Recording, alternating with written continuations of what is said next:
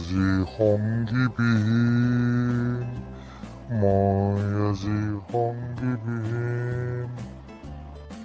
সংগীবিহীন বাপ্পা ঐ কি কৈছে লকডাউনৰ সময়ত খাইছি বৈছি শুইছি সংগীবিহীন দুখ কৰিব পাইছে এক দি আছো মজা সংগীবিহীন কি কৈছে 14 বছৰ আগলৈকে মনত পৰি গৈছে। 14 বছৰ আগতে ক'ত কি মুখ কলা কৰি থৈ আহিছে এতিয়া যি দুখ কৰিব লগা হৈছে।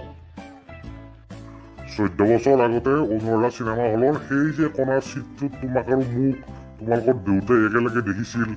দেখি যে তোমালোকৰ দেউতাই মোৰ কপালত পিষ্টলটো লগাই মোক কৈছিল যে তোৰ হাতত এতিয়া দুটাই অপশ্যন আছে, এক তই মোৰ ছোৱালীক বিয়া পাতিব লাগিব আৰু দুই তই 14 বছৰ জেলত যাব লাগিব।